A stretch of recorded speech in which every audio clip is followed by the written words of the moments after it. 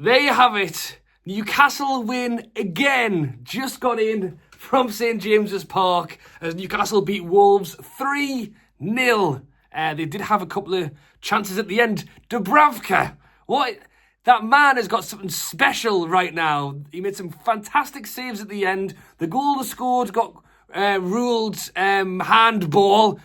Even when the balls are going in the back of the net, he's got something going on to keep it away. 5 clean sheets in the last 6 games. I've got a few stats here that I'm going to read out to get this video going. 9 wins in a row. We're into 4th place in the Premier League. ISAK has scored in 8 consecutive league games now. He's got 11 in the 8 games he's played. And as I say, into 4th place, we've got Arsenal semi-final of the Carabao Cup round the corner. We're through to the next round of the FA Cup.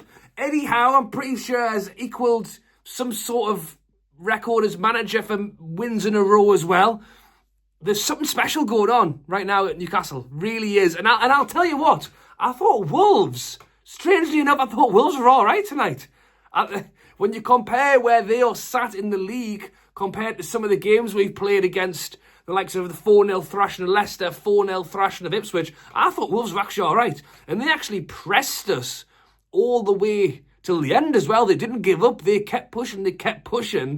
I'll tell you what, they had a few chances that whistled past the post. As I say, Dubravka in his force field around the goal that just, whatever, he just celebrated his 36th birthday. And for whatever reason, it's just going to plan. I just think having Botman, as the song goes, Botman at the back, coming back in, helping shore up. I mean, look, no discredit to how fantastic Burns playing. I think when Shaw was in, he was doing great as well. Lewis Hall, I mean, we could go through the team. Lewis Hall, just so composed on the ball. I think you're looking at the midfield. Joe Linton getting called Thanos by one of the Bromley players from the other week, because just how much of a force to be reckoned with he is in that middle of the park. Bruno, another stat for you. He's got 7 or 8 assists, or 9 assists this season now. Smashing it. Really is. And really starting to embrace that role, getting slightly further forward when Tonali plonked in the middle. Eddie Howe's spoken about that just in the last week, about how he was getting played 90 minutes for Italy every week, but Eddie Howe wasn't giving him the full time, and it's because he was worried that he didn't want to push him into the deep end too soon, yada, yada, yada. Come on, Eddie. Well, I bet he's wishing he'd done it sooner now, instead of done it at the start of the season, for how good we've been since Tonali's picked up that role. And then you look further forward. Jacob Murphy, I think that's the first game in a little while where he hasn't scored or got an assist. I mean, technically speaking, he did cross one in for ISAK that I think got ruled offside. He definitely had he had a few shots. Had a few shots in the first half that forced the keeper to make a save. When you've got Miggy Almiron behind him in the pecking order, being heavily linked this evening, literally at the game, watching your phone or the notifications flash. Well, I normally have it to check what the scores are in the other games as well. And bloody Ornstein and everybody else is flashing up saying Miggy getting heavily linked out of Newcastle, which we've already discussed, but it's looking ever more likely. Could that be, the final game for Miggy Almiron? Could well be, and we'll wait to hear a little bit more on that tomorrow morning. But as I say, the right wing position is still something to strengthen, but you cannot knock how fantastic Jacob Murphy's been. Arguably, arguably one of our best players today for me, certainly in the first half. Second half, didn't get on the ball quite as much. It actually was in the first half where we had so much down the right-hand side. Gordon was having a lot of trouble in the first half, kind of always cutting in. I think Wolves set up all right. I think they were clever. They crowded their own box. They had 5 at the back. Every time ISAK was cutting in, there was kind of nowhere to breathe. And it was a situation where you hope we get that first goal in the first half so that we can kind of take a little bit of a chill pill going into the second. And thankfully, we do put the ball in the back of the net, and we give ourselves a little bit of a buffer. And it was a lucky goal as well. It was a deflection, but we count them all. And ISAK's shot was technically on target before it took a massive deflection, so it was his goal, and that was 1-0 Newcastle. As I say, Gordon was all right, but again, running into a lot of trouble. I think he found a lot more freedom in the second half, and obviously got himself a goal as well alongside ISAK getting a second. So yeah, 3-0.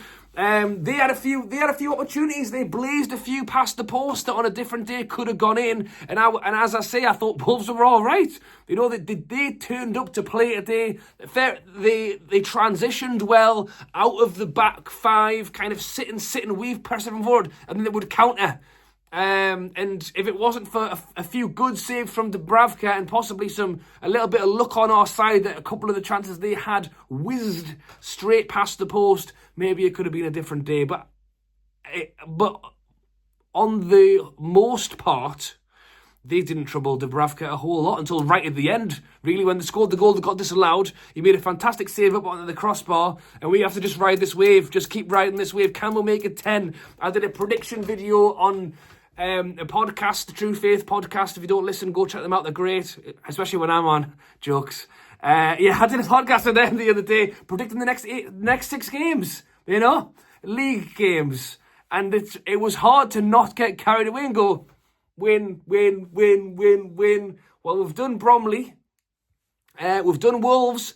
It's Bournemouth coming up in the next one at home. 12:30 kick-off on Saturday. I will be there as always, so if you're not subscribed to the channel, be sure to do so.